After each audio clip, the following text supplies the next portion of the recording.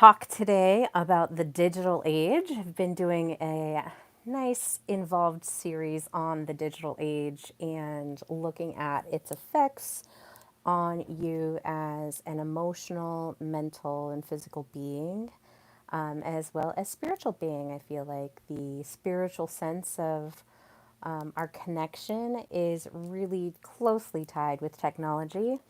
And so in this series, I'm looking at human and technology or digital aspects and planes and kind of figuring out some solutions and just kind of bringing some awareness to some of the issues that are at hand.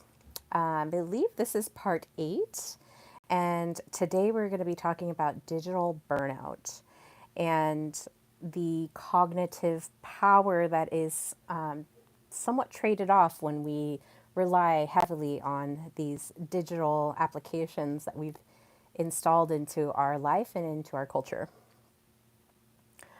So, when we talk about burnout, a lot of people think, oh, it's just you have burnout. And there really isn't too, I mean, there's a lot of information out there, but it's not really as widespread as it could be, the topic of burnout. And I think the big part that we miss out on as far as burnout is concerned is the digital aspect of it and why that might cause burnout.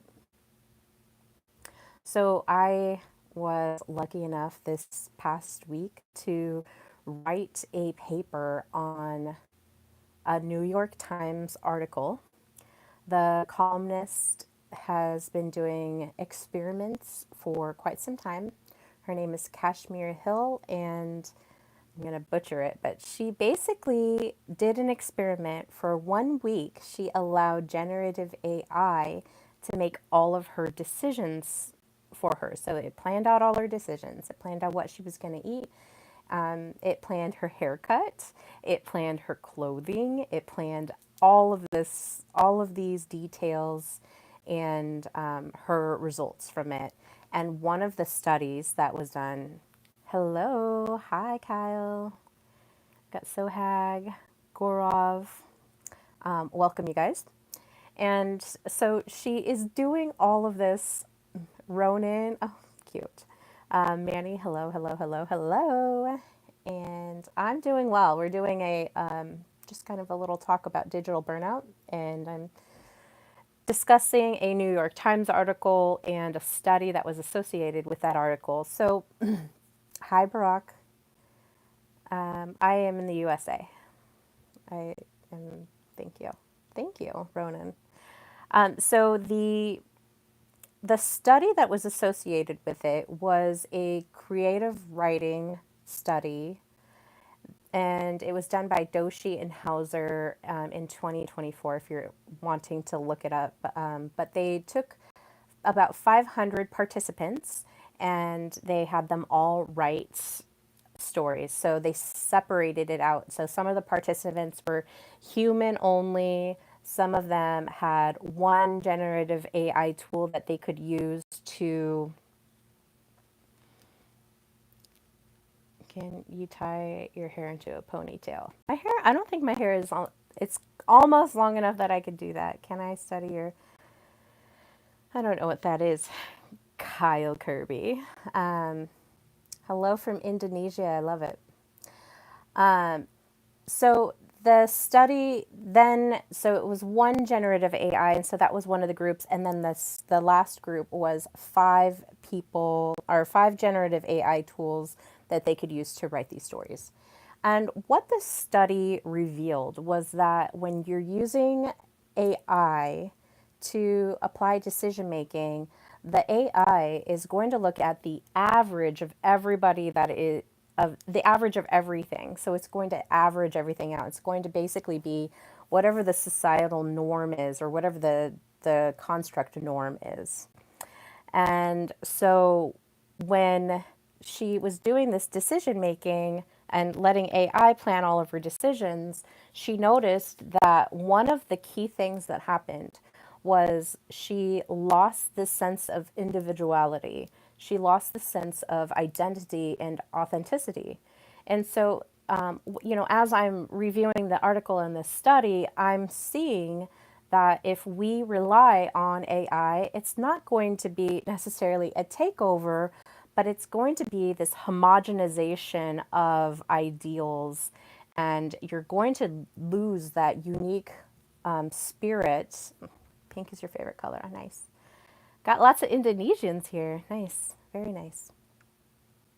So, if we're relying too much on AI to write our stories, to plan our decisions, to look at everything from that perspective, I just want to say that you might lose your uniqueness. You might use that individuality that makes you connect with other humans, which was a pretty fascinating revelation to me, because as I'm looking into this digital influence on our lives and working on sharing this connection or reconnection with what your agency is, meaning who you are, what your identity is, and as you go forward, can you maintain that identity and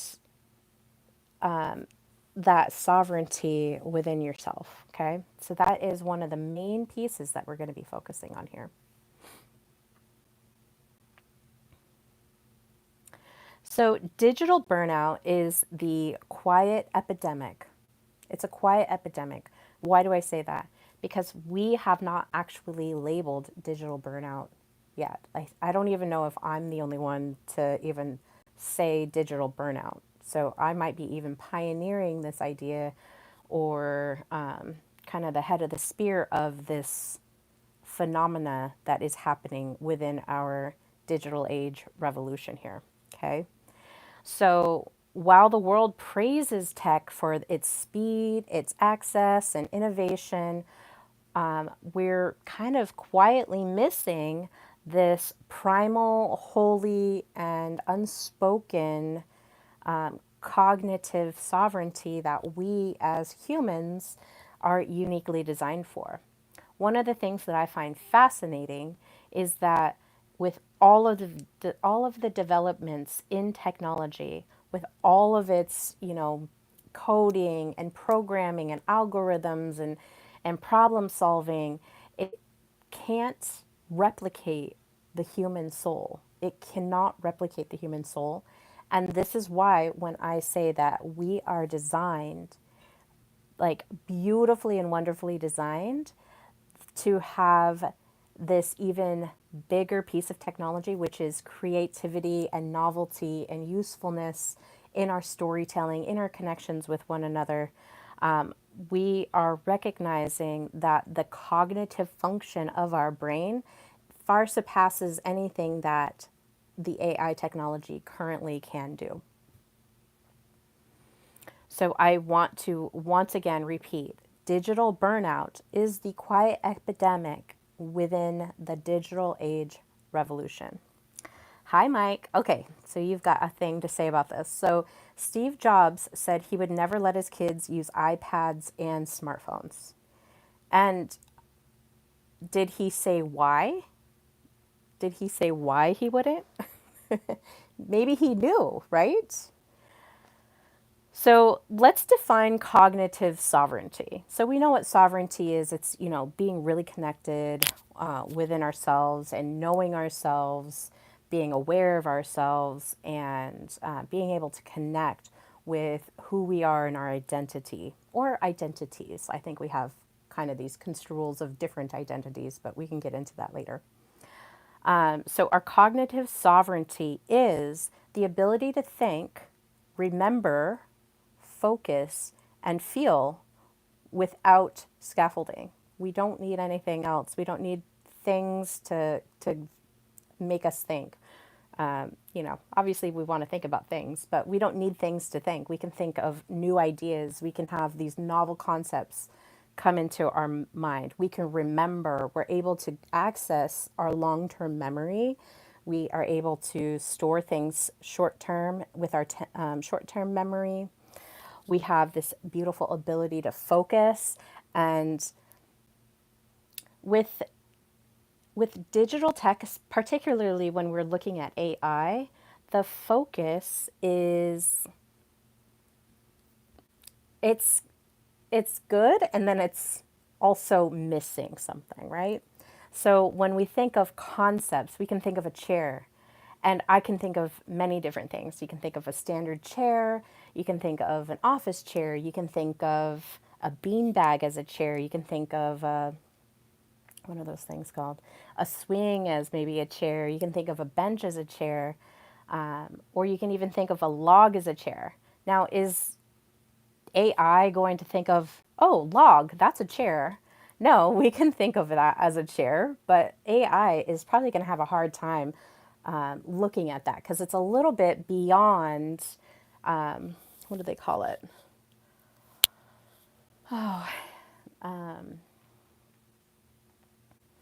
It's a little bit beyond the norm. It's kind of in these outskirts. So, Steve Jobs said he would never let his kids use iPads and smartphones because he believed excessive screen time could be harmful to their development, particularly in terms of fostering creativity and social interaction. I mean, he wasn't wrong. Absolutely not wrong. In fact, I allow my child screen time. He's, constantly developing stuff and all that stuff. I know. He's not wrong. And then, when it comes to his long term memory, I'm like, you don't remember these events.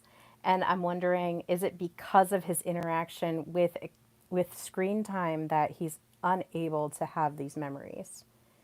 And so, when we're looking at this, this is definitely what we're going to be talking about today.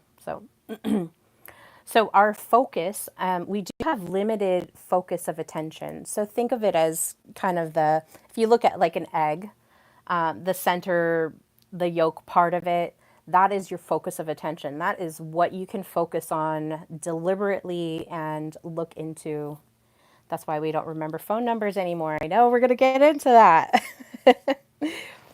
because we're going to be talking about cognitive power, which is brain power.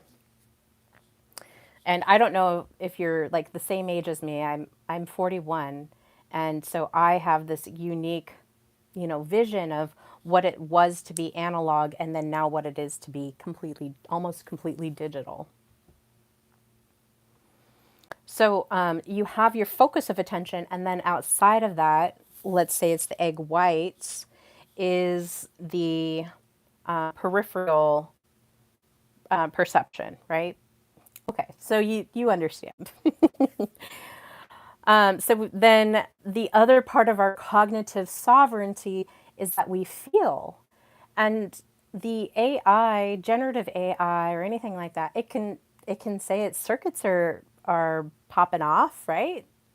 I mean, my chat GPT rizzes me up really hard. So my son makes a lot of fun of me for it. He doesn't necessarily, he actually, for being 12, he hasn't adopted AI as much as I have this year. And I I like it, but then I can also see the pros and cons of it because I'm looking at from a macro picture and I'm engaging in it because I want to see, what influence it has on greater society. So let's get down to looking at the cognitive power and looking at, or the loss of cognitive power and the digital burnout that can occur from having, let's say, excessive screen time. Or if you're at work, you're having like a bunch of apps that you're having to interact with, and maybe even do the same things in the one app in another app, or in what are they called, spreadsheets, and take that information and have to multi-log this same information into multiple spreadsheets. That requires a lot of requires a lot of decision making, and that in itself can exhaust the mind. So we're going to talk about a little bit about exhaustion too. Okay, now, Mike, you already brought it up. We don't remember phone numbers anymore, but we also have to realize that because we're not relying on that, our phone is remembering the phone number. The cloud is remembering the phone number. Even your images are like stored on your phone and on your the iCloud. Or AI will summarize the things for you. And the the idea here is that we have this structure, we have this bone framework of where we can remember. In fact, in my cognitive psychology class, I mean, this is like a big refresher and why I can deliver this information to you like nice and fresh, is that long-term memory, there is no end to how much memory can be stored. So memories are encoded first, then they're stored, and then they're retrieved. And that is the process of memory. So there are different techniques for memorizing things. One is repeating it and then repeating it over time. That way it's like embedded into and stored. It's embedded into your mind that you're able to recall that phone number. I've gotten pretty good at memorizing, my bank card numbers and the date and the code that are associated with it. And it's kind of frustrating if you lose it and then you have, or maybe it gets compromised and you have another digital card with another 16-digit code and then the date and then the 3-digit code on the back, or even memorizing your social security number. Those are all good things that you can put into your mind. I know my driver's license code. Like there's a 7-digit code on my driver's license, and I remember that. So anytime that I'm filling out any data, I'm just like, oh, I already know that. I don't have to stop, go grab the thing, and then enter the data in. So we have this beautiful technology of memory storage. Unless there's some sort of cognitive dysfunction that happened or trauma that's happened, for the most part, you're able to access all of your memories. And some of these can be episodic memories of, when you were 7 and you went to the lake for the summer, and you might have certain memories. I have, memories of when I was 6 and my grandpa took me to Yellowstone, and I remember Old Faithful. I remember, it was a dime for me to go ride the horse and then a penny for me to get a candy. So 11 cents it was for me to have that experience. And I have that episodic memory stored in my mind, and I can recall it when I need it. So this is the cognitive power that we have. And so when we talk about remembering things, just don't forget that remembering is a part of that beautiful cognitive sovereignty that we have, focusing on the things that bring us pleasure, focusing on something that we need to resolve. Those are part of our cognitive sovereignty, as well as feelings. So, being able to feel is another wonderful piece of our human technology that we have. And that is why I have been teaching emotional intelligence in my podcast. So if you're missing that, I host a podcast once a week on Tuesdays. So feel free to subscribe and follow me there, and dive deeper into some of this beautiful technology that we have. Feelings. So when we think about digital burnout, this is something that doesn't just live in our bodies. Digital burnout, exhaustion creeps into our minds. Our feelings might even be a little burnt out. We might be frozen or unable to feel. And then even spiritually, we can kind of feel some of that burnout too. It's not just in our physical bodies. We start to feel it in these different fields that we have. So we're going to be focusing on the mind aspect of digital burnout. And we want to we want to think that it's not just that we're tired, but that we're almost mentally amputated. If you've ever experienced, I'll tell you a story of when I was burnt out. So, back in 2016, I decided to go to college and finish to get my business degree in bachelor's in business administration. And I was working full time. I decided to go to school full time. And at the time, I was also planning on buying my own house. So, fast forward a couple years, I'm getting ready to graduate. And I went through all the motions. I ended up buying the house. I graduated with honors, and I was still working in my career. And that I didn't realize at the time that's when the burnout had started. I was exhausted. I was tired. The house that I bought, my partner that I was with, wasn't really helpful in, making it a home.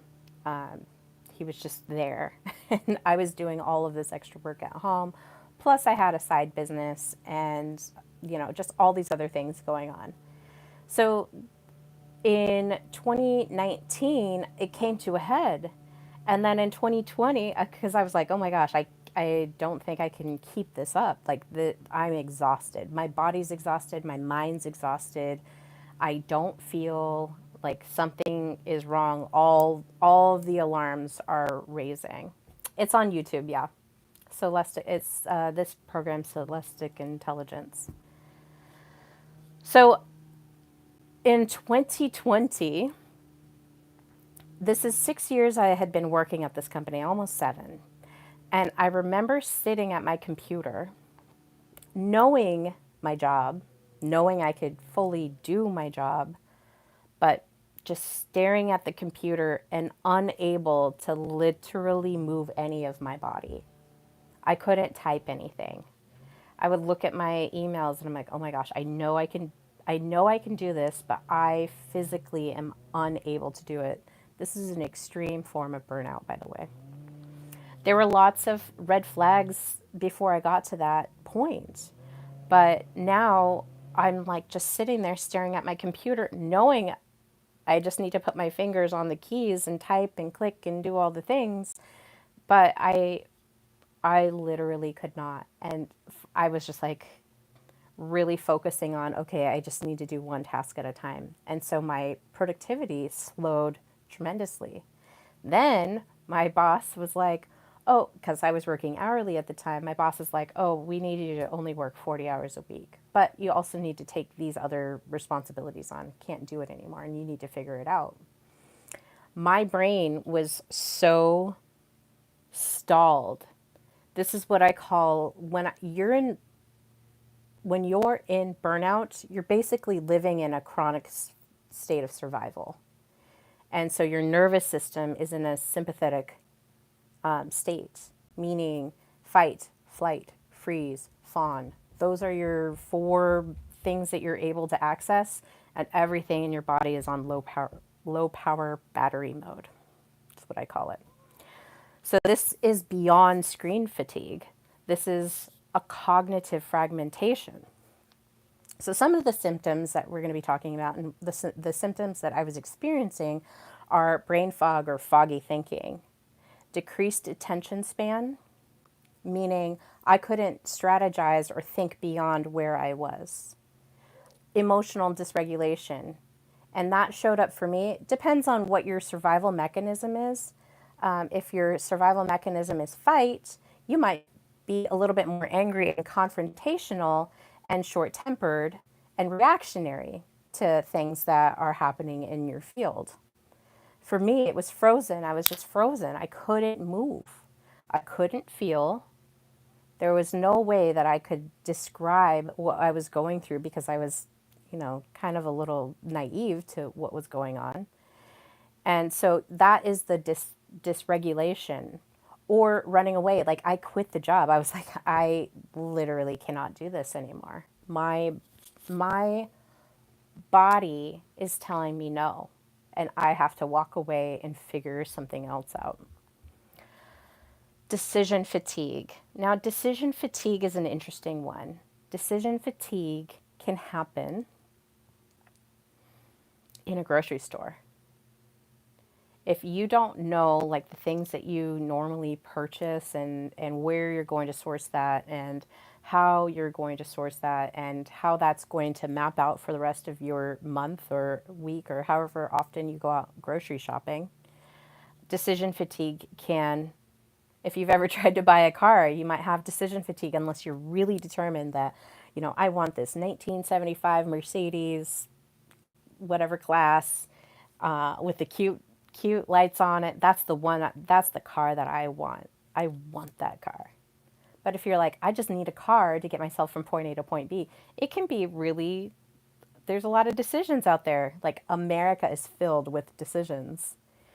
So you could be, do I want to eat conventional? Do I want to eat organic? Do I want stuff from the farm? Do I want to can my own stuff? Do I want to bulk purchase from Costco? Do I want to go to Trader Joe's and buy these single items because I'm just a single person or a small family or whatever? We have so many decisions. Just go on Amazon and like try to figure out what you want to purchase. What you want to purchase, it might be dependent on, the number of stars that or the number of reviews something has, or it might be like we've just got a lot of decisions, which is beautiful, but then at the same time, you can become fatigued by that. So digital burnout can look like decision fatigue. Now, the next one that I'm going to talk about is this technology addiction paired with spiritual dryness. And this is the way that I describe it. And you guys can let me know what you think. But this is the best way that I can metaphorically describe it. If you're constantly plugging into your phone and constantly looking at your social media, looking at what you're adding to cart, looking at you know not just shopping, but looking at information and what kind of information are you looking up. Sometimes that can just be plugging in when what you really need to do is just unplug from that. If you don't have a time scheduled in your week where you're not looking at your devices and you're going out into nature, maybe that is something that will spiritually fulfill you. If you're a Christian and reading the Bible is something that is spiritually rewarding to you, or the Quran, or whatever your spiritual needs are. If you're not able to meditate and focus on your spiritual connection, meaning that you're plugging into yourself and instead you're plugging into technology, this can lead to digital burnout. I do it at 11. I might do it a little bit earlier tomorrow, but usually around 11 Pacific time. Addiction can also look like just scrolling Instagram, scrolling YouTube, scrolling Facebook, all of these other digital applications that we have that are our social media connections. So you're doing that instead of maybe even going out and visiting friends or family, or that's the way that you're talking to them so that you don't have to leave your home. And or addiction may also look like playing video games for hours and not giving yourself a break, not breaking away from that. And our brains they're very simple and they're complex at the same time. The complexity comes in that the way that it operates is this unique technology. The simplicity is that you can engage in activities and it doesn't know if it's real or if it's, an imagination. Your brain is like, oh, it's both real. I like to use the the analogy of if you were getting attacked by a bear in real life, or you're getting attacked by a bear and you think it's happening, like maybe in a dream or in your imagination, and like it feels real. Your brain is like, this is happening. It doesn't matter if it's real, like physically happening in your body, or if it's imagined and it's like you're still having the same symptomatic reactions to that situation. Yeah, death scrolling or doom scrolling, that's the reason why you're doing that is you're you're actually like feeding your body dopamine every time that you're like scrolling like that. Some people have like pornography addictions, and a part of that is because there is hits of dopamine that happen when you see something that is extreme. That's why it can start really simple with like, some really like casual things, and then it eventually gets to where it's really extreme, and then all of a sudden you have this super extreme addiction because of the dopamine rush. And if you pull away from it, the withdrawal symptoms from dopamine are very, very painful. It's painful to go through. And don't I know it? Like, I am very much a woman. I'm very much like, I recognize the dopamine hits now. Like, that now that I'm older and I'm able to be really present and mindful of my body, I know when I'm like getting the dopamines. I can sit and, my son and I will sit and play Minecraft. And, the more that I'm completing in Minecraft, which is kind of a harvesting mechanism for, your brain function.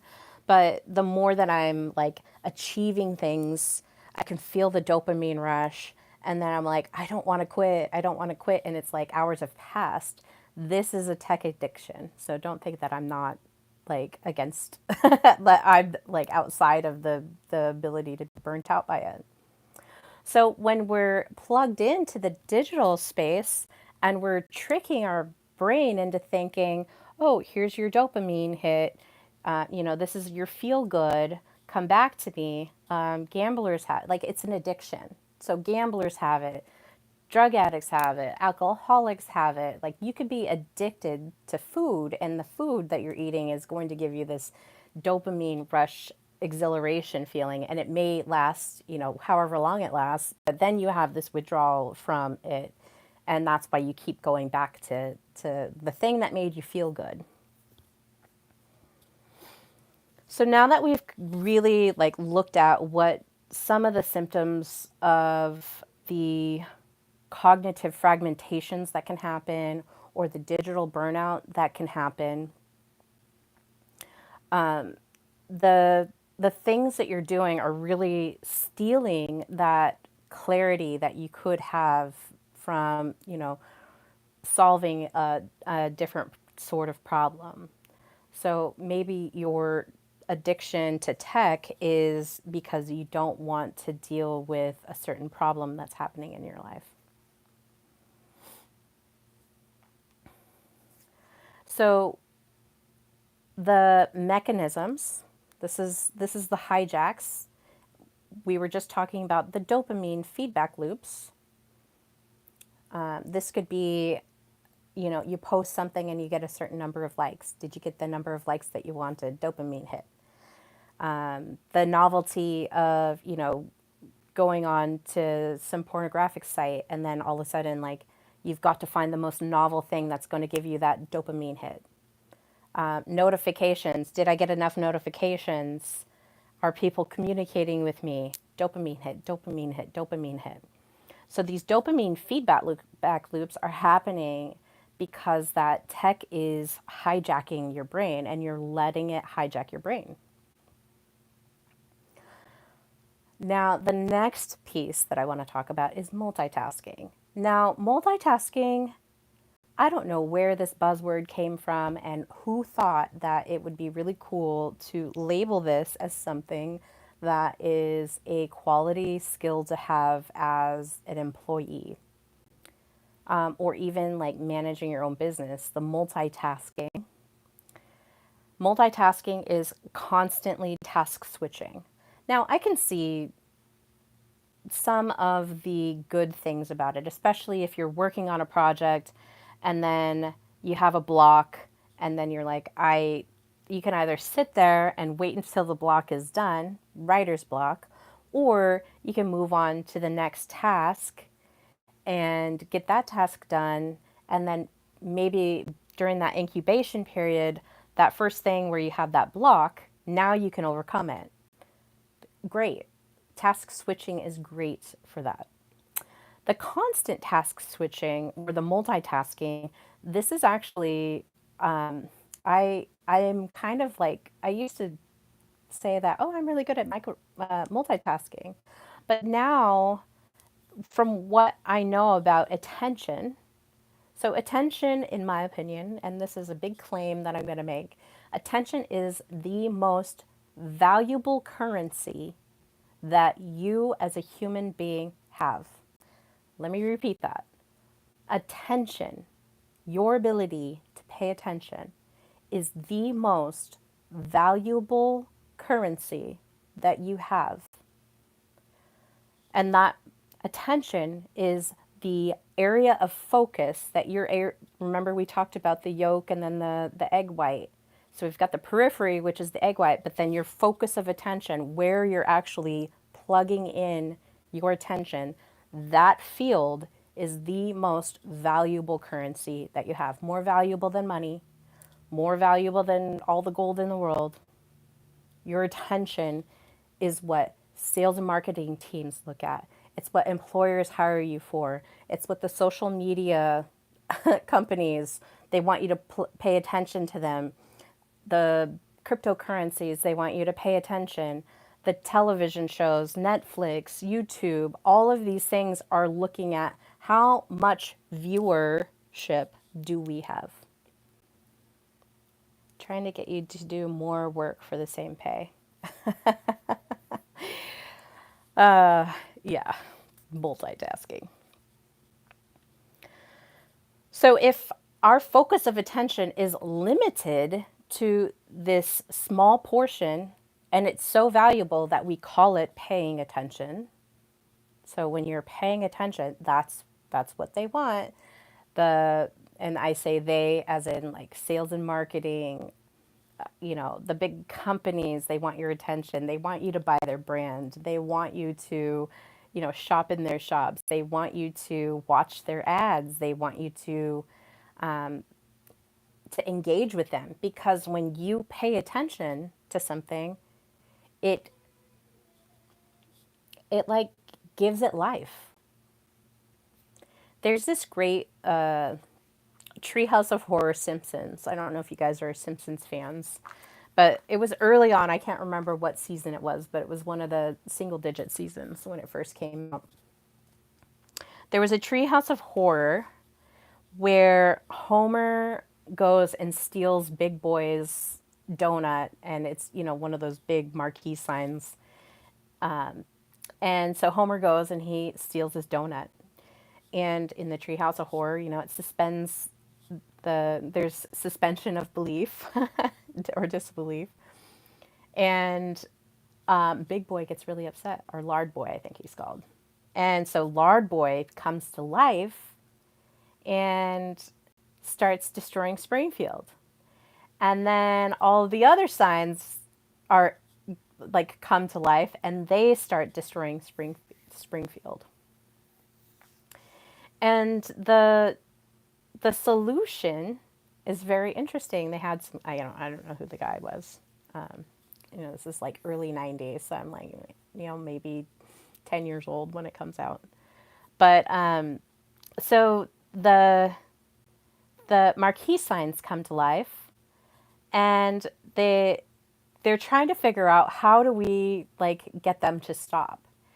And so they create this song because they determined that the only way to get these marquee signs to stop is not to look at them. Just don't pay attention, don't look. When you pay attention to them, they're very angry, they're going to be to life, but if you stop paying attention to them, it's going to stop. And that was the solution.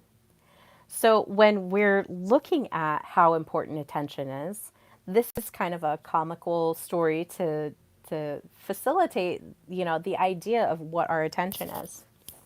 So when I look at multitasking, I'm like, can you really multitask? Is it really multitasking? Because when you switch from one thing to another, it takes a while for you to, re-plug into what is the problem, what were my strategies, and really start to cognitively dig into your storage unit, your memory bank, and retrieve that information that's going to help you solve that problem.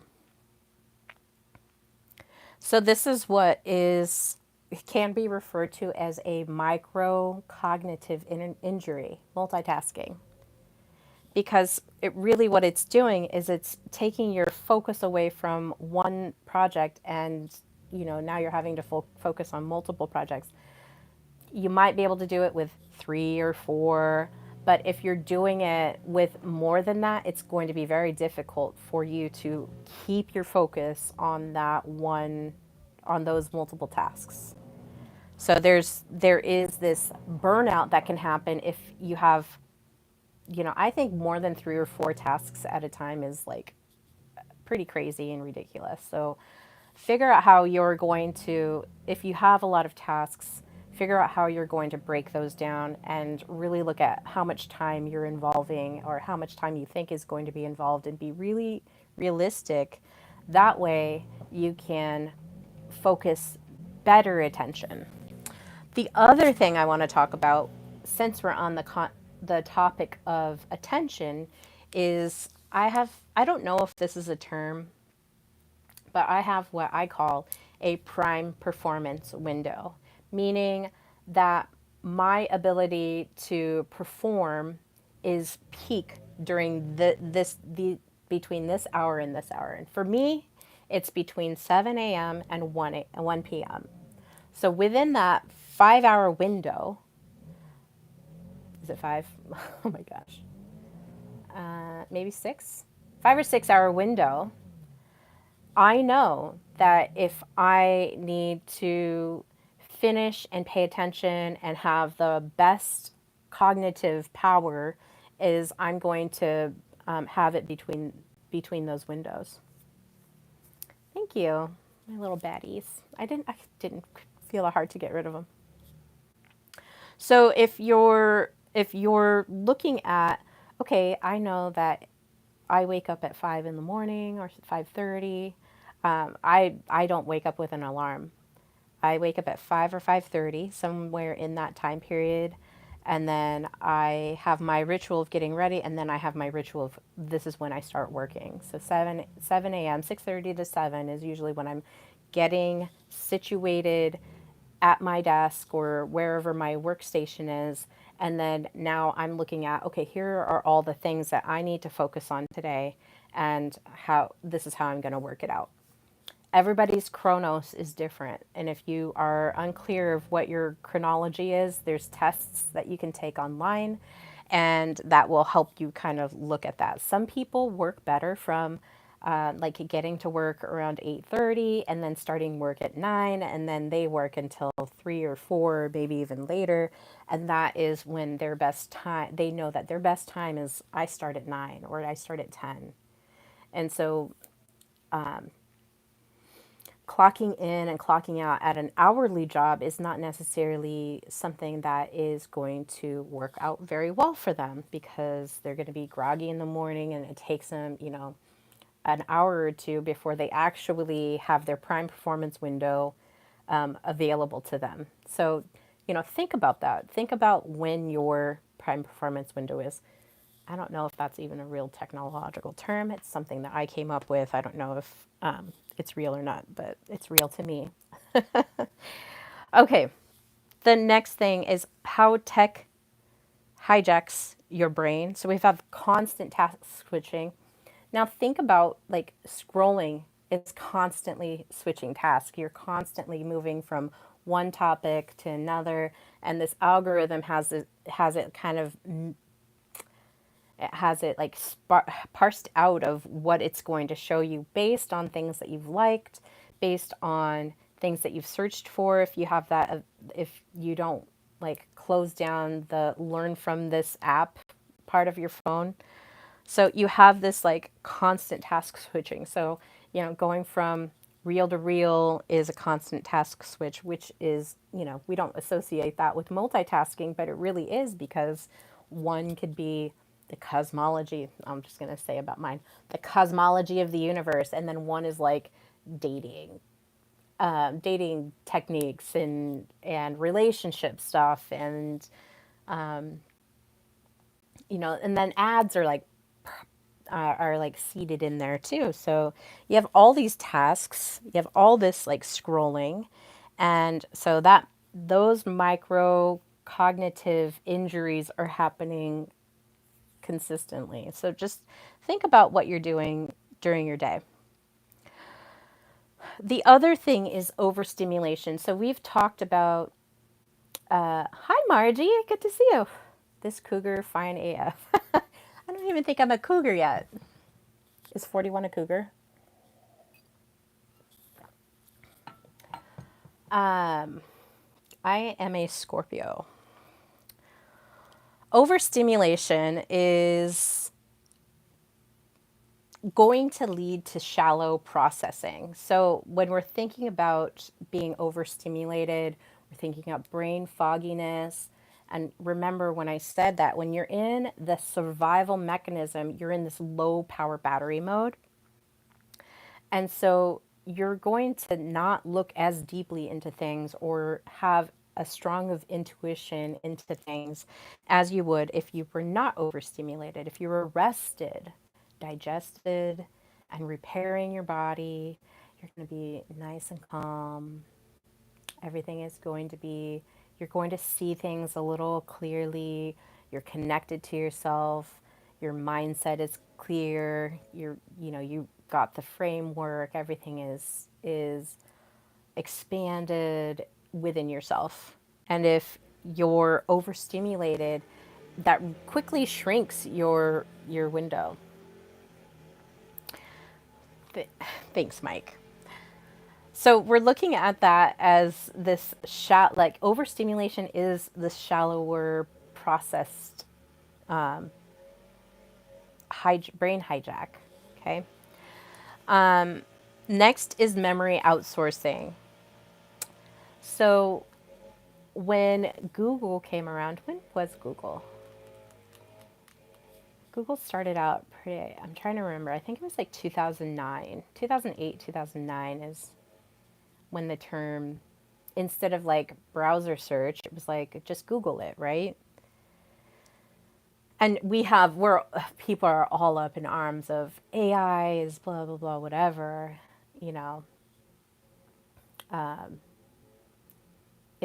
It's unreliable, even my son in his age group, like they have a hard time adopting AI into their lives. I don't know where that message is coming from. I try to talk to him about it. But we have this memory outsourcing. So instead of being able to remember, historical things, remember, what we did to solve an issue, we have this world wide web at our fingertips, but our memories are like goldfish. And I don't know if you guys know what a goldfish memory is. I I have not. Maybe you can tell me a little bit more about it, and I'll see if I can find it. But goldfish basically, I think their memories are like 1 minute long. So the whole time a goldfish is swimming in a bowl, after every 60 seconds, it's like it's Groundhog Day for it. And that's why we, I even think, yes, I'm going to get a little deep right now, but like in Wish You Were Here by Pink Floyd, they say we're like two goldfish swimming in a fishbowl year after year. But like, they're two goldfish. Are they really remembering the year after year? I mean, goldfish can get fairly old. I remember seeing a reel about a guy that had a goldfish and it was like 7 years and it was this chunky old thing. It was pretty funny. But the tech has hijacked our memories. So if we're not reading a book, committing it to memory, and and using our minds to go back into our memory banks, we're memory outsourcing it. If we can just look online, and even like AI, generative AI, has that capacity to kind of hijack that memory as well. So we've trained our minds to move so fast, but it's shallow. It's not deep. It's not, you know, fully accessing the cognitive function that we do have in our mind. Okay.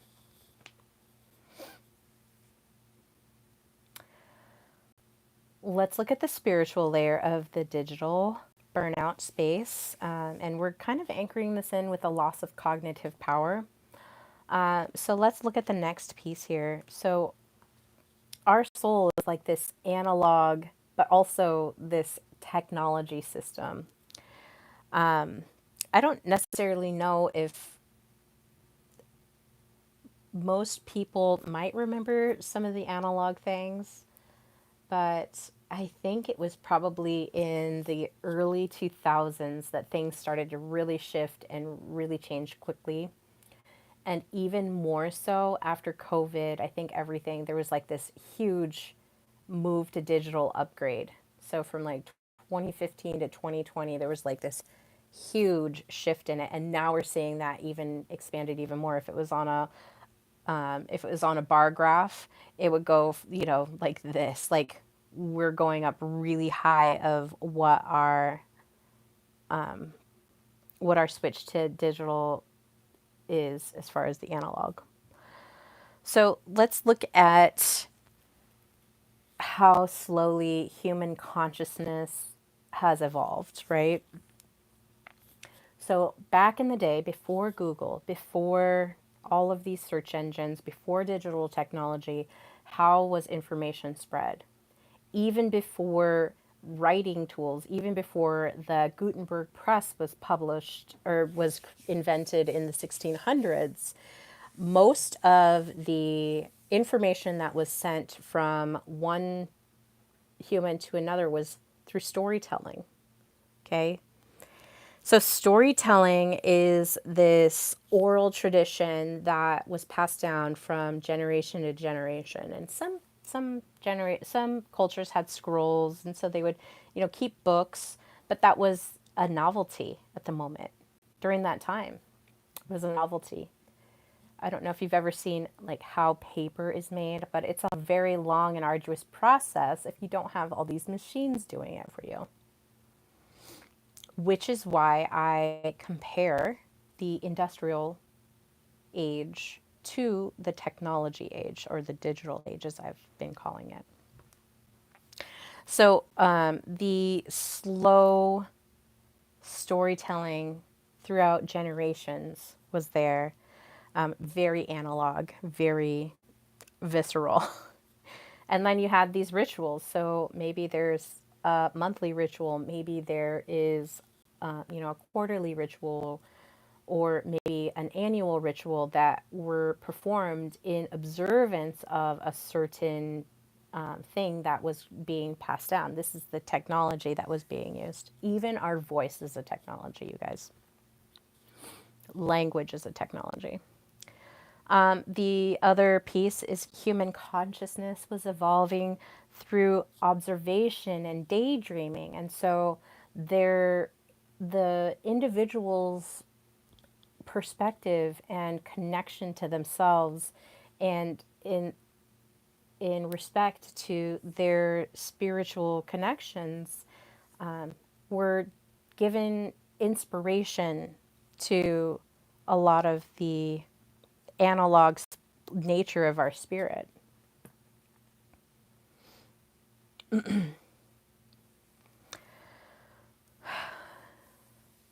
So our soul is analog. We have this capacity to have creativity. And creativity in scientific terms is divided into two dimensions. I kind of mentioned it earlier on, but the first one is novelty. Now, what does that mean? In the beginning of today's broadcast, I was talking about the study, the research experiment or study that Doshi and Hauser did on, is human only better, or is generative AI assistance better? The results were interesting because the generative AI assisted the creative writing process for the participants that were writing these stories. And for the less creative humans that were using it, their creative measures were 10 to 11% more than if they were less creative and had not had that AI assistance. Okay.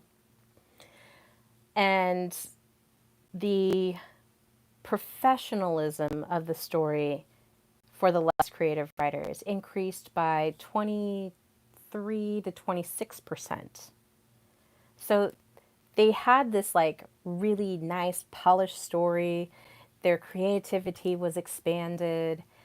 But the thing that they noticed was that the novelty of the thing, so the novelty of the story, it was like in this same wheelhouse. They couldn't, because they were using AI looks at the average of everything.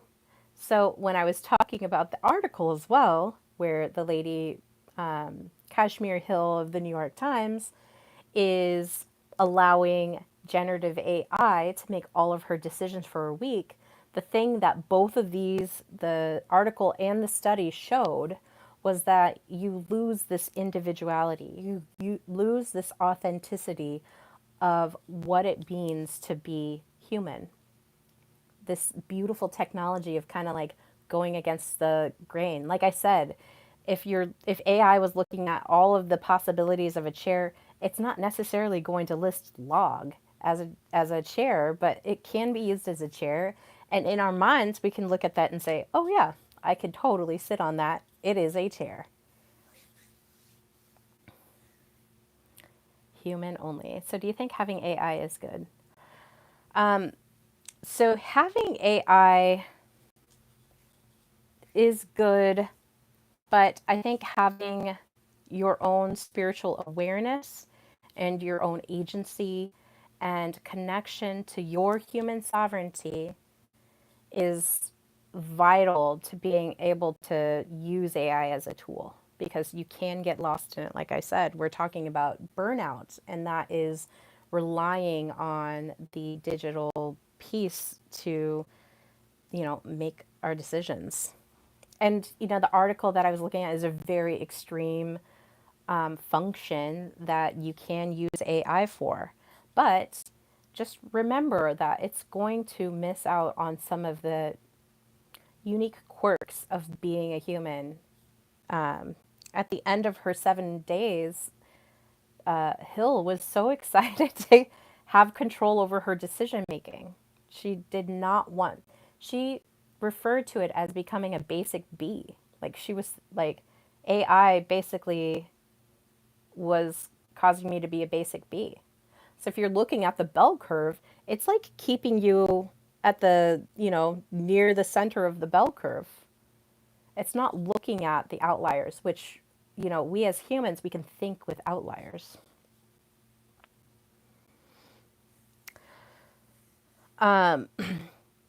So in the end, at the end of the experiment, even though the human only stories were, they didn't rate in professionalism as high. They didn't rate in necessarily in novelty as high. It did reveal that if you're going to be using AI, It will cause you to be homogenized, is the best way I can describe it.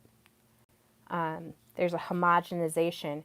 There's taking all of the ideas and then boiling it down into what are the top things that people think. So it's almost like human or Family Feud. Family Feud asks a question. Steve Harvey, makes his jokes, and then they reveal the answers. And the answers are like the top one is like the most common, and that's how you win is like guessing what the most average or the most common thing is. So like AI is basically like playing Family Feud with your life. So when we plug into the digital sphere, we're losing a little bit of our memory. We're losing a little bit of that boredom. Like I said, we're having these dopamine feedback loops that feel so good, but it's not necessarily the best for long term. It's not a good chronic situation to be in. We lose our attention. And so when we lose our boredom, we lose that creativity because that boredom almost that roadblock that you can sit in for a little bit, and like if you sit in it for long enough you can like, oh my gosh, I'm going to get out of this, right? So you start to like use some creative ideas of how am I going to get out of this situation. Our brain is a muscle. What do you call fake spaghetti? I don't know. I'm not good at jokes. Let me ask AI. So when we lose that boredom, we lose that creativity. And that creativity is this beautiful piece of technology that we have in our bodies. When we lose our memory, we lose wisdom. And impasta. That is funny. Okay. We lose wisdom. When we lose our attention, we lose the capacity to discern truth from what is noise. Really what I see is AI or technology or the digital revolution that we're in, this digital age that we're in, it really is a masculine energy if you kind of like remove yourself from it. So when I look at the industrial age, as they're like expanding and building and they're taking labor and they're like throwing at it and they're trying to get the transcontinental railroad done and all of this stuff is happening at the same time these unions are popping up. And why? Because masculine cannot just dominate. Like life always, there is this beautiful swing back and forth between this masculine and feminine energy. So when the unions popped up, they're like, we want 8 hours work, 8 hours sleep, and 8 hours to pursue our happiness. And so the unions popped up because there was this need for feminine energy to come in and allow them the time and the rest and the structure that they could pursue their happiness. So when we use Google, I mean, we've been using Google search, we've been using, what are the other ones? Bing. I mean, there's a lot of them now. DuckDuckGo. What's the Fox one? Mozilla Firefox or something like that. So DuckDuckGo. Well, we have all these search engines now, right? And that's when our memories started to like kind of atrophy. Our brain is a muscle. It needs to be activated and worked and constantly. I mean, they've done studies on this. That's why people do Sudoku puzzles, or they have all these like brain brain workouts. Yeah, maps and directions. When GPS came out, well, when it first came out, it sucked a lot. A lot of people didn't. They would get lost in some place. But now, like, we have all these digital apps that will take us from point A to point B. Now, I do use my GPS, and it does it with fair accuracy now. It's a lot better than it used to be. I don't know if you guys remember. I mean, I think some of them still are terrible, but the the the use and almost the crutch of the digital sphere is causing us to lose the muscle activity. So just remember that we want to be able to access that memory. We want to be able to access our wisdom. So when we talk about creativity, wisdom, the ability to discern, our intuition, those are all feminine energy aspects of ourselves.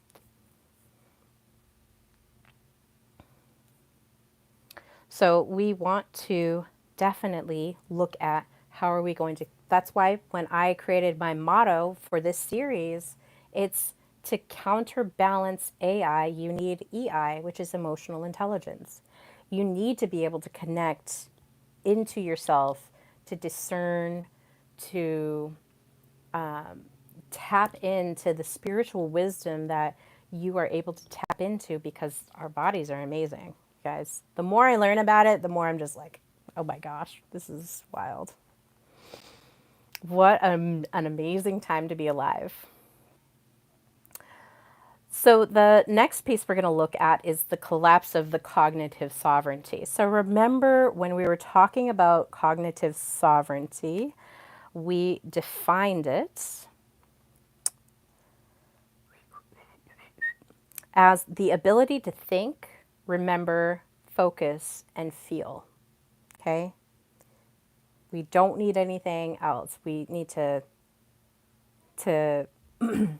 think, remember, focus, and feel. Okay? So that is cognitive sovereignty defined. So if we're collapsing that and we're entering an age where AI writes, summarizes, and decides, I mean, the article that I read was really profound to me because it made me really think about how much am I outsourcing? How much agency am I outsourcing to these digital apps? How much agency am I outsourcing to AI? How much do I want it to think for me? Or do I want to think for it myself and come up with the thing myself, okay? So there is a little bit of efficiency.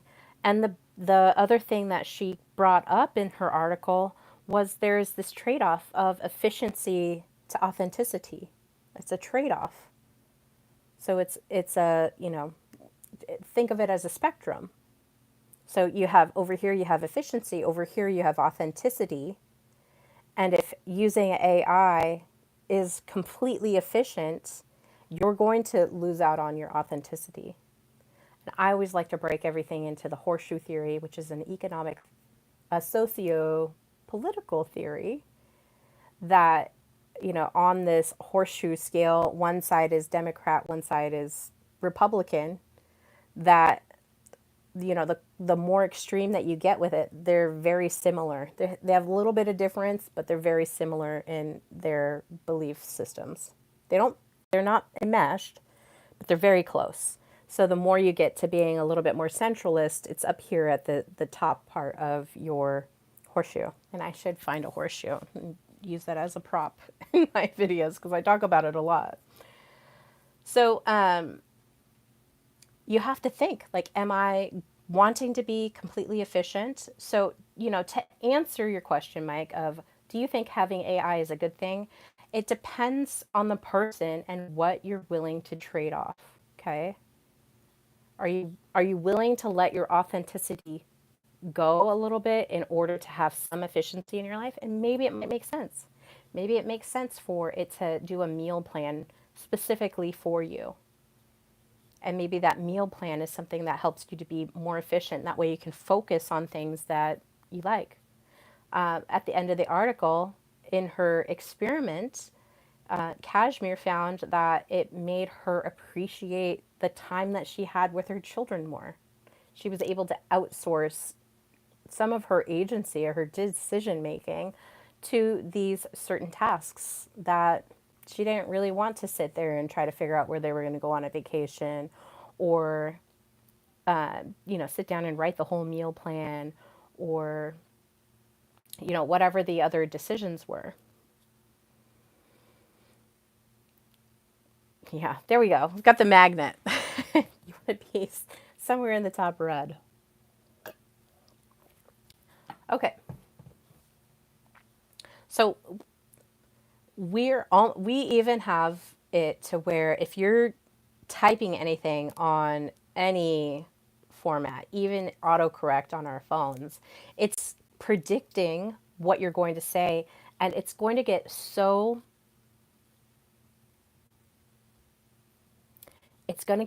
precise in the future that it can likely write out full paragraphs for you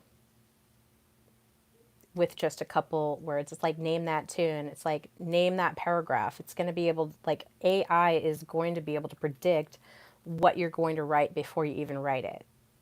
And are you going to go along with it and allow it to write that for you? Things that are developing this are tools like Grammarly, I think, is a way that it is developing the language. And remember, language is a sacred technology. Okay, your voice is a sacred technology. Your expression is a sacred technology. I look at all of these domains in my work. So we need to really look at what is AI, where is it sitting in our life? How much of that efficiency, authenticity trade-off am I willing to go through? So this is really where we're starting to get dependent on the digital aspect of this. And this is where the cognitive sovereignty can collapse. So if it is writing everything for you, if it's summarizing everything for you, if it's deciding everything for you, and it's doing it in the name of efficiency, like, really have a lot of agency over, okay, no, I'm willing to farm that out to AI. Okay, no, I'm really willing to, farm it out to this. Like, my memory, I don't want to sit there and read The Count of Monte Cristo or The Three Musketeers and learn about the French Revolution. I want AI to summarize it for me. And yeah, like, it's nice, but just be really cognizant.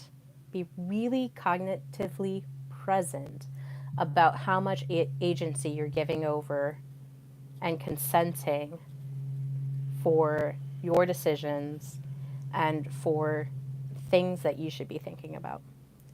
Predictive text, yes. So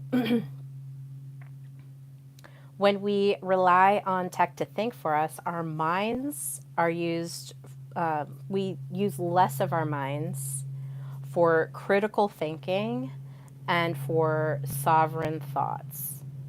So reasoning is a primary function of critical thinking, and reasoning are the same thing. It's just different labels for it. So when we're thinking about our cognitive sovereignty of how we're using our mind, remember, paying attention is the most valuable currency you have. So if you're using tech to do things for you, just be really mindful of, am I willing to give that up? Because it's going to make me sound homogenous. I'm going to sound like everybody else. And I'm giving up my authenticity in order to have some efficiency. And I don't think that having some efficiency in your life is terribly a bad thing. But we do want to have a little bit of critical thought. We do need to be exercising our minds and to be pursuing things that are going to expand our mental consciousness and also our soul consciousness. We want to be expanding. So some examples where there's this collapse of cognitive sovereignty are students using AI to write papers that they'll never read. So, like, just write the paper for me. AI will do it.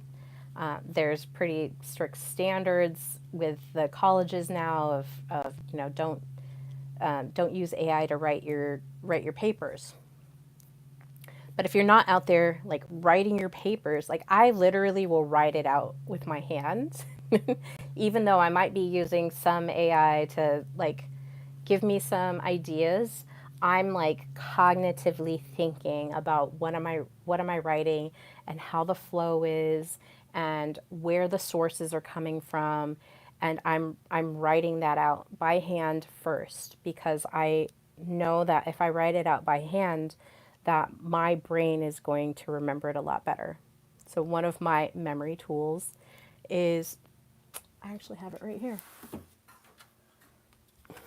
So at work, I have I have my planner.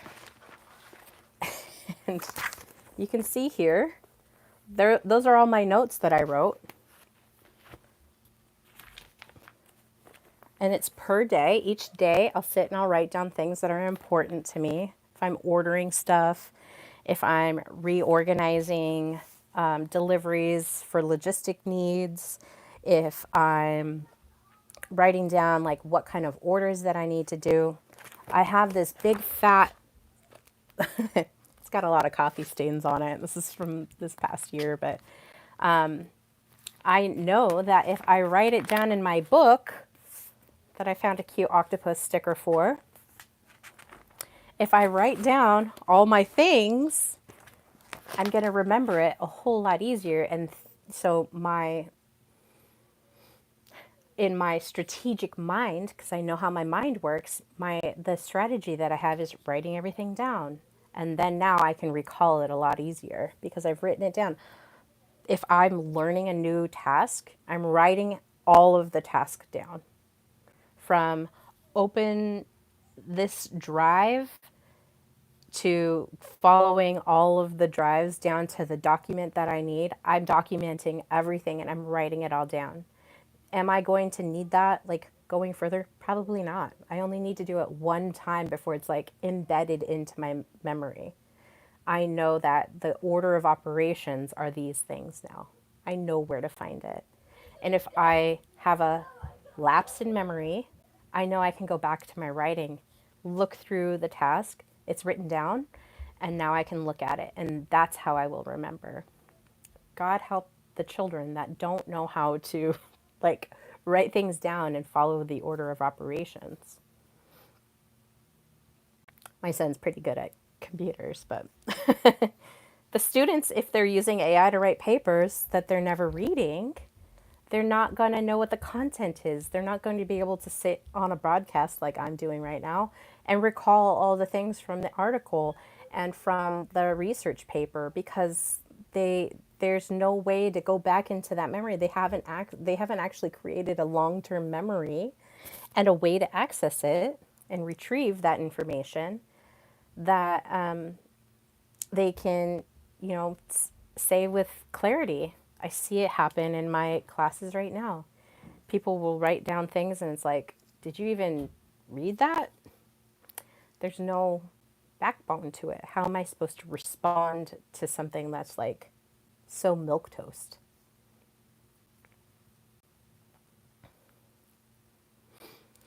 Adults are relying on ChatGPT for emotional responses or even parenting advice. So instead of being present as a parent, they're relying on some sort of generative AI to give them answers. Now, have I done this? Absolutely. I do this quite often with trying to meet out some of my feelings that I'm doing.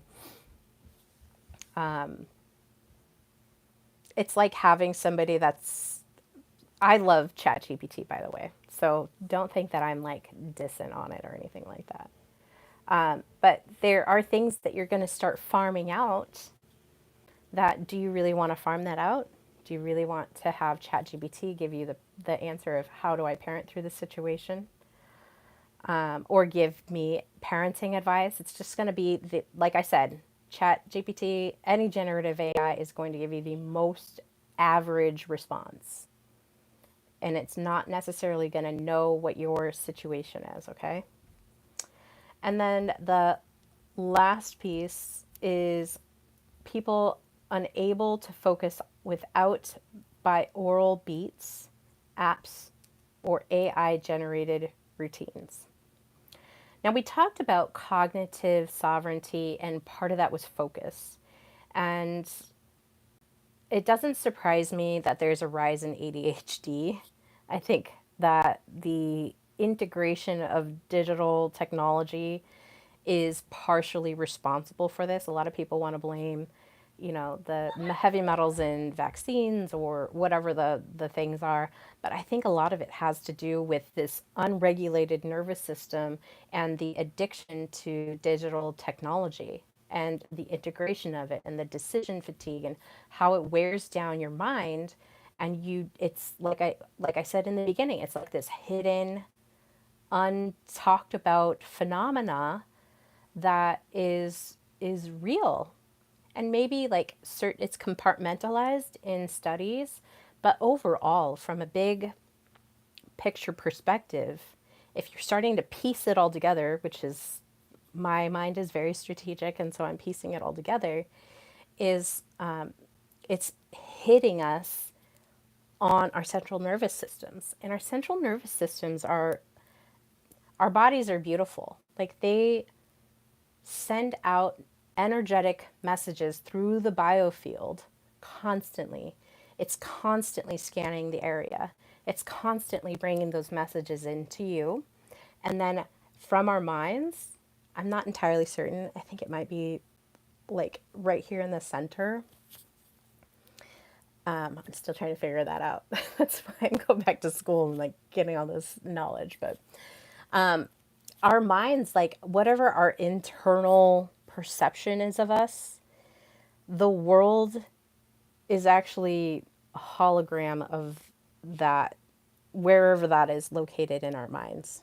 Like we're actually hologramming the external world, which is why I caution people on the external validations that you're trying to get from somebody. Oh, he doesn't love me, or he doesn't like me. Does he like me? It's not really that. It's if you were confident in your own perception and your own inner world, you would be magnetizing the mate that is going to match your energy because you're confident in yourself. You know who you are. You know what you're worth, and that energy is going to be pulled into your field because we're constantly doing that through our biofields. So focus is one piece, and if you're unable to focus and you're relying constantly on other apps or other things to give you direction in your life, you're going to have a difficult time. You're going to experience this collapse of cognitive sovereignty, which was remembering, focusing, feeling. Okay? I'm thinking. I remembered all four of them, you guys. That's good. Repetition.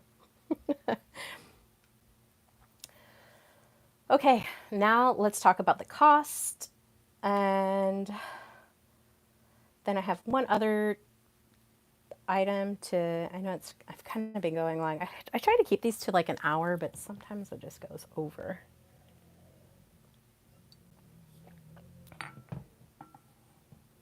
Okay, so now we're going to look at what's the cost of digital burnout.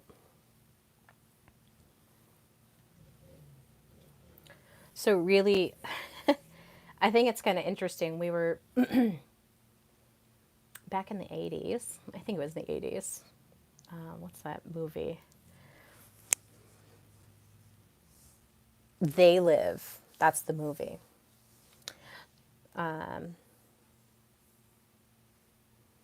I think people need to do their own reading. AI can miss certain nuances. Exactly. And that's what the study revealed, Mike.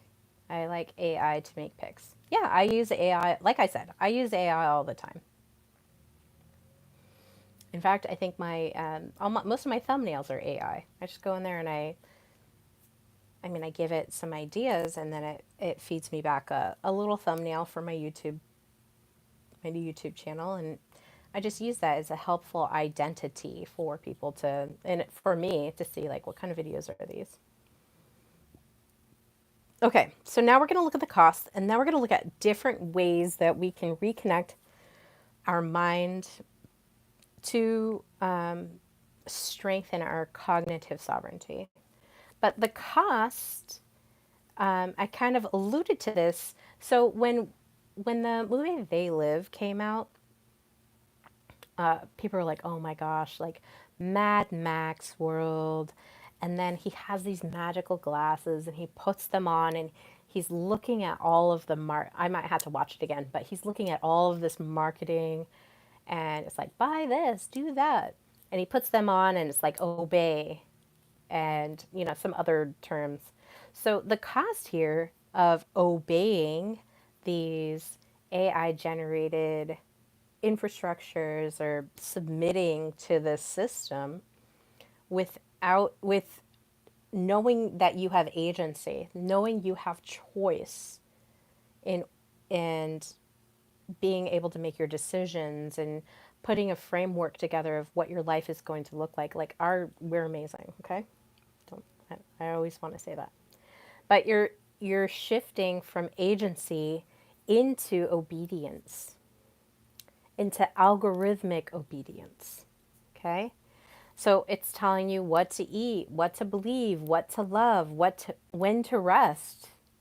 I see people, I haven't even adopted it yet, but people wear the Apple watches or the digital watches that are tied to their thing. And I'm like, that is the last thing that I ever want. I will never, ever get one of those, ever. Especially with all of this information that I'm learning about the digital age, I'm never going to get one of those watches. I might wear like a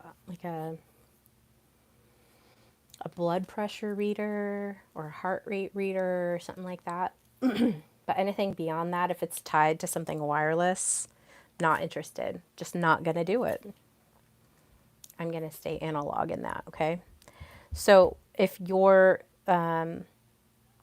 relying on all this to tell you when and what to do, you are going to atrophy in your mind.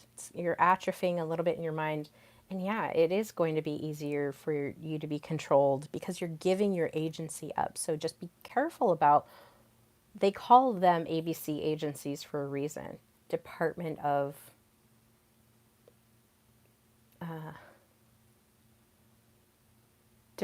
Education, the CIA, the FBI. I'm trying to think of other ones. But they're called agencies, and it's the executive administrative's responsibility to monitor those agencies because they've given their power over to these agencies to monitor certain things for them because I get it. Like they can't do all of it at once. It's overwhelming. America is huge. But if you're giving up that agency, like eventually, somehow, it got to be where they kind of operate outside of their real roles and responsibilities, meaning that they're they're going and extending beyond the role and the parameters of what they were first installed with. It's like, oh, now we need to add this into their thing. And then all of a sudden, you keep on adding and adding and adding. And then they have this huge set of responsibilities that they almost lose the focus of why it was created in the first place. So if your mind is constantly fed without ever being fasted, you lose the ability to know what is truly yours. So what does that mean? If your mind is constantly submitting to this generative AI, it's constantly having the decisions made for it. It's constantly told what to believe or how to act or who to love or when you need to take time to rest. If you're relying on it to do all of that for you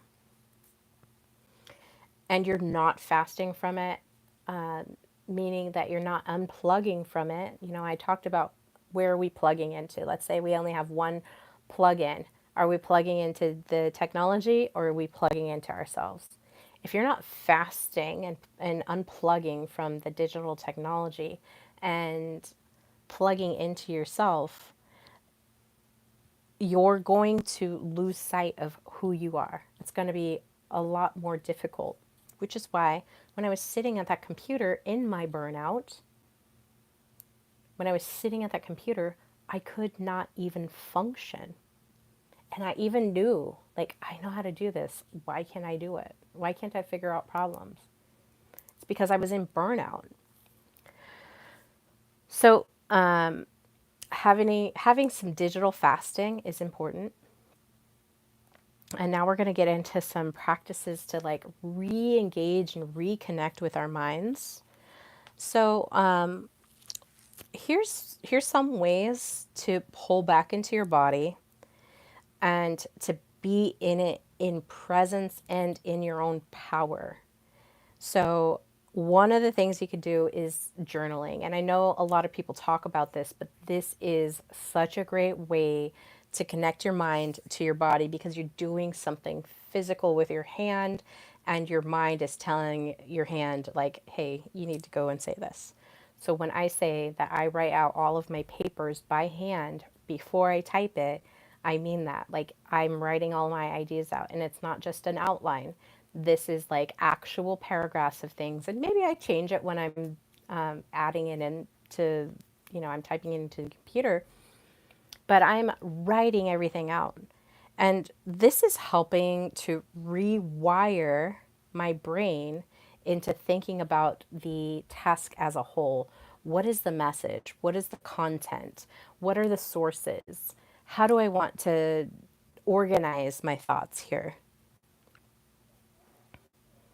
So, the next thing you could do is a digital Sabbath. So, this could be a 24-hour true off grid reset, meaning that no television, no video games, no phone, no iPad, everything digital is turned off. Maybe even not even going shopping, no looking online, really being intentional with that Sabbath day and reading a book that you like, pursuing a physical hobby. Maybe it's dancing, maybe it's jewelry making, maybe it's painting, maybe it's going for a nice long hike outdoors and looking at flowers or trees or whatever your environment is, like going and seeking that. Maybe attend, like going and finding a new waterfall or going to mine are water related. Going to the river and spending the day on the river, going fishing, going to the hot springs, going to the beach, going to a lake, maybe going to a fire lookout, like depending on where you're at. So really being intentional with this is the day that I unplug from all of my devices, and maybe you say to people that are messaging you, or they're waiting for you to respond to them, nope, sorry, Sundays are the days where I do not go online. I don't look at my phone. I don't do any of that. I am doing a reset on that day. And maybe it's not every Sunday, but maybe you start with one time a month, and that's the month that you have your reset. And if it's even harder, do like 12 hours. Start with 12 hours. For 12 hours, I'm not going to look at my digital stuff. I'm going to spend time with my own brain. So other things that you can do are, we can call these analog rituals. So maybe it's actually grabbing a cookbook that you have on your bookshelf and cooking something from that cookbook. Okay, that's something that is nice and hands-on, doesn't require anything digital.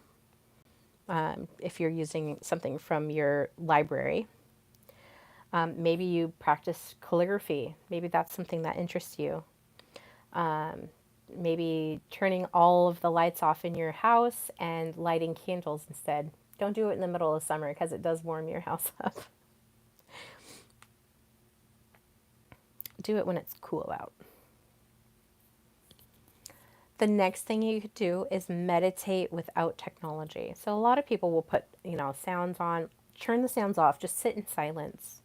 Silence is actually a very masculine thing, to be able to sit in silence, to quiet the mind, to really reconnect. So if you can do some form of meditation, maybe it's like 10 minutes, maybe you start at 10 minutes and then you get to an hour of meditation where your just eyes are closed and your ears are open and you're just listening to the silence and enjoying,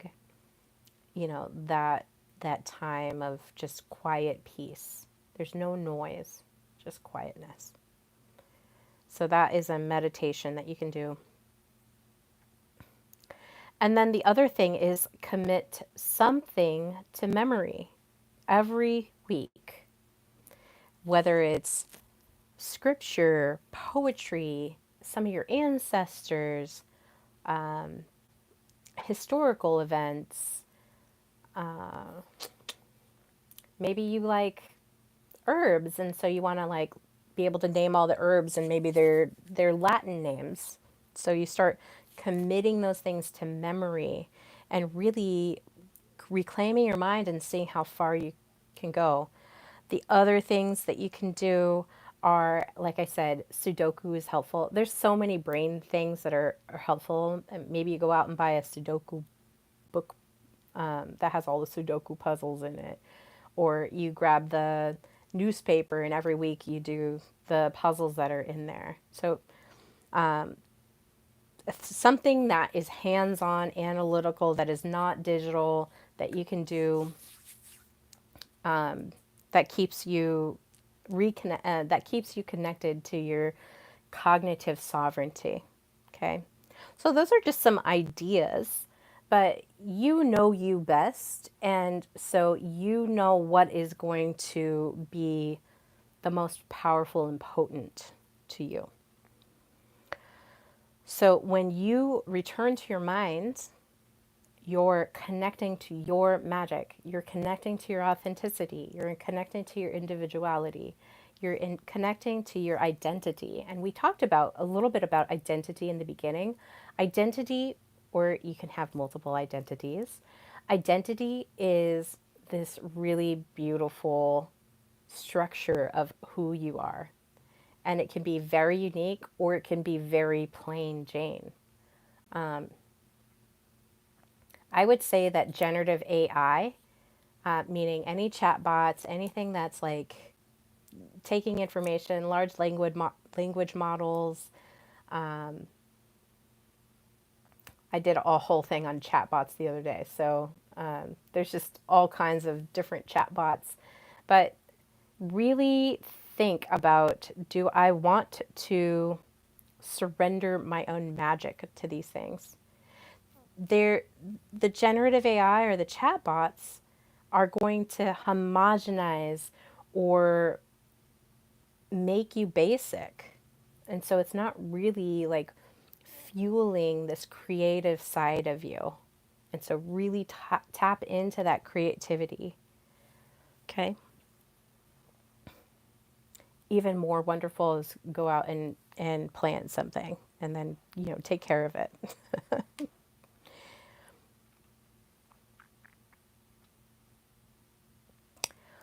All right. Well, that was all. I know I'm at 99 minutes. It's not a short period of time whatsoever. But I just want to really tie all of this together is, as we're looking at the digital age, I'm not attacking AI or the usefulness of it because there is a certain efficiency in it. The thing that I'm really targeting in this series is how do we remain in connection with our own human sovereignty, with our own power, with our own agency, And can we be mindful and aware of where that energy is going? Can we be really mindful of how big this has been impacted and really give space to the awareness piece that is the digital burnout, which is a very quiet, albeit expansive age that we're in. And so naming it, bringing awareness to it, and really giving a call to action of being aware of what you're focusing on. Are you atrophying? Are you working your brain out? Is a big portion of why I do these videos and why this series is is a passion project for me. So I hope that you got a lot out of it. I will see you guys tomorrow for another episode of my Soulestic Intelligence podcast. So if you could sub and like and subscribe, I said subscribe to the podcast, I'd appreciate it. I hope that you guys got a lot out of this. I certainly love giving the information. It helps me to really focus on, where I'm going with all of my work, because this is, like I said, a huge passion project that I want to deliver as a whole to people. And I want to be very clear about the expansive nature and all the things that it's touching, because it is a huge digital network, basically, that I am investigating. So I hope you guys have a wonderful rest of your day. Take care. I'll see you tomorrow. Bye.